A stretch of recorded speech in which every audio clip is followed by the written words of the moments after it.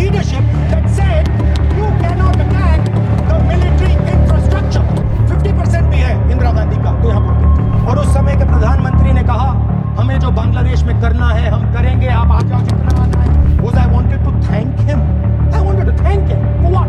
मतलब आपने पूरी की पूरी पावर आतंकवादियों को उठा के दे दी कि भैया आपको युद्ध चाहिए ना, आप एक अटैक कर दो युद्ध हो जाएगा। एक नई चीज चली है, एक नया शब्द चला है, new normal.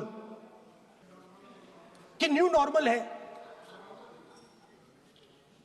External affairs minister नहीं है बट वो यूज करते हैं। भाषण में उन्होंने कहा कि सारे के सारे देशों ने टेररिज्म को कंडेम किया है। Absolutely 100% correct. मगर उन्होंने यह नहीं बताया कि पहलगाम के बाद एक भी देश ने पाकिस्तान को नहीं कंडेम किया है। Not a single country has condemned Pakistan. Everybody has condemned terrorism. What does it mean? That the world is equating us with Pakistan. Earlier, when the UPA government was there, it was very clear Pakistan is promoting terrorism. And they used to condemn Pakistan for promoting terrorism. Now, not a single country has condemned. Acha, very interesting, another fact. I mean, sometimes this external affairs minister amazes me. Chok jata hu main. He says that now even defense minister, we have deterred Pakistan. Acha, you have deterred Pakistan? Fine. The man behind Pahalgam is a Pakistani general called General Munir, Chief of Army Staff. That man is having lunch with the President of the United States. He is sitting there. Our Prime Minister cannot go there. Mr. Trump is breaking all protocol, and he's inviting the man who has done terrorism in India to have lunch with him. Prime Minister hasn't said anything. Prime Minister has not said, how dare Mr. Trump invite Mr. Munir to his office? माननीय सदस्य इसको माननीय सदस्य Now let me say what Donald Trump has to say. माननीय सदस्य ये सदन let me say what Donald Trump has to say. सदस्य ये सदन की संपत्ति है, इसको मत तोड़ो। Sorry sir, गलती हो गई। Now we have, according to this government, they have deterred Pakistan, and the mastermind of the whole operation is on lunch with the president. Mastermind. After that, the President of the United States says, reason I had him here was I wanted to thank him. I wanted to thank him for what? I wanted to thank him for not going into the war and ending it. Let me repeat it. The reason I had him here for lunch was I wanted to thank him, the man who carried out Pahalgam. I wanted to thank him for not going into the war and ending it. Shame, very shame. Now,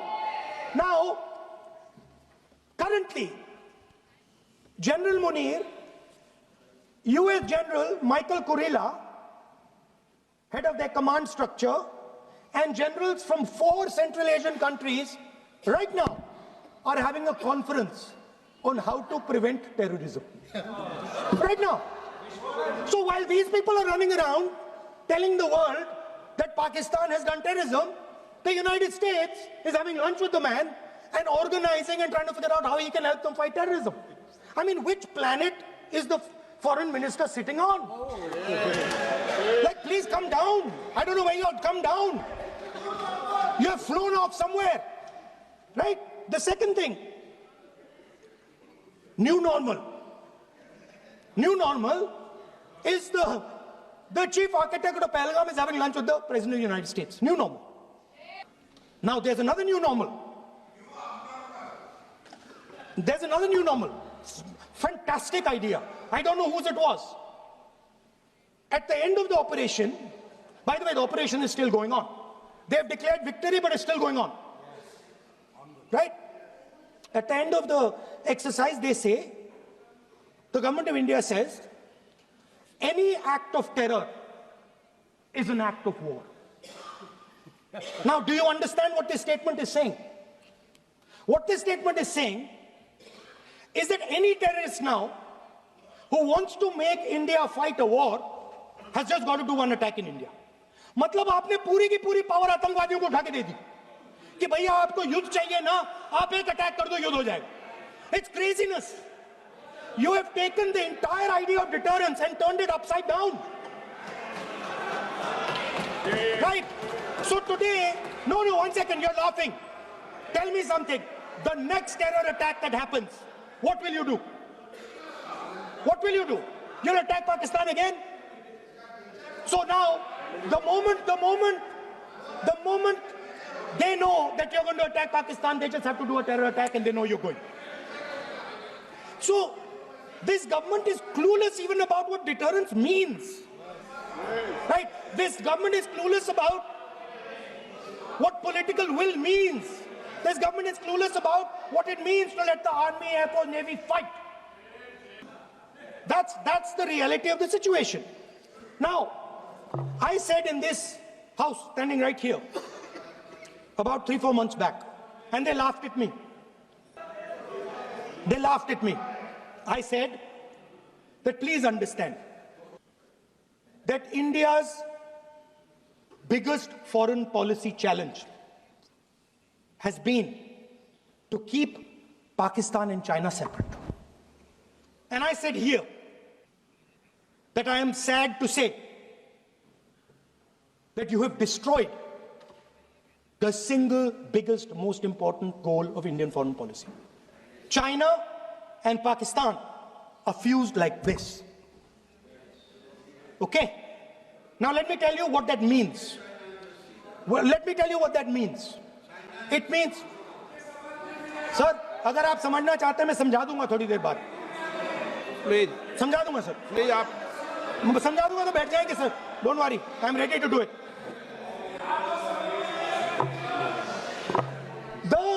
What happened actually, the truth of what happened, because I have to say that. What happened is that the government of India thought they were fighting Pakistan. And when they arrived, they suddenly realized that they were not fighting Pakistan, they were fighting China and Pakistan. Yes. Meaning that the Pakistani army was attached. Pakistani Air Force was attached to the Chinese Air Force. And not only that, the doctrine of the Pakistani Air Force was completely changed. The information available to the Pakistani Air Force was completely changed. And the Chinese were feeding information, critical battlefield information, satellite information, targeting information to the Pakistanis. And if you don't believe me, 1 second. If you don't believe me, General Rahul Singh, during a FICCI event, May 11th, when the DGMO level talks were going on, Pakistan actually was mentioning, we know that you such and such important vector is primed and ready for action. I would request you to perhaps pull it back. And he says, so it is very clear they were getting live battlefield inputs from China. If you had listened to me here, you would not have lost those 5 planes. If you had listened to me and you had said that yes, the Chinese and the Pakistanis are fused, sir, EM, External Affairs Minister says, yesterday in his speech, he says, the two-front war concept is a very old concept. I don't know what he's talking about. The two-front war concept is gone. It doesn't exist anymore. There is now a unified front concept where there is only one unified single front. And war is going to be held on multiple domains: space, electromagnetic, cyber, undersea, air, space, air, land, sea. So he does not even understand the basics of warfare. He's talking about two fronts. That ship has sailed long ago. Speaker, sir, how did this integration between Pakistan and China take place? I want to make it clear. There is a center called CENTIAC, Center for AI and Computing, that was built in Pakistan with Chinese help. And the aim of the center is to integrate the Pakistani Air Force with the Chinese Air Force and make and transform the Pakistani Air Force into a network-centric Air Force. Speaker, sir, as I speak, and since 2021, Pakistani officers, strategic officers, have been embedded in the PLA's Western and Northern Theatre Commands. They are sitting there, coordinating. So it is important to understand that you did not have political will, that you did not give freedom of maneuver. But there is another problem. And the problem is that we are now facing not just China, not just Pakistan, but China and Pakistan fused as one militarily. Speaker, sir, it is dangerous in this time for the Prime Minister to use the forces to protect his image. It is dangerous for the country. The forces should only be used in national interest. The forces should be used with freedom. If you want them to be used, you want to unleash a tiger, free him. Do not tie his hands behind his back. Do not go to the Pakistanis and say, listen, don't escalate. Then go all the way. Then fight properly and defeat them once and for all. Don't have President Trump tell you that I have stopped the war 29 times. Have the courage to tell him, no, to hell with you. You can't stop any war. We're going to fight.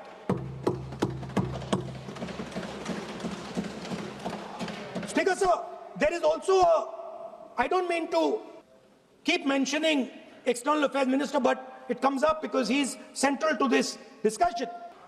I want to finish by telling you about something he said that shows the complete bankruptcy of the foreign policy of this government. Please remember that not a single neighboring country, not a single country condemned Pakistan. Not one. They condemned terrorism, they didn't condemn Pakistan. This is something that he didn't say.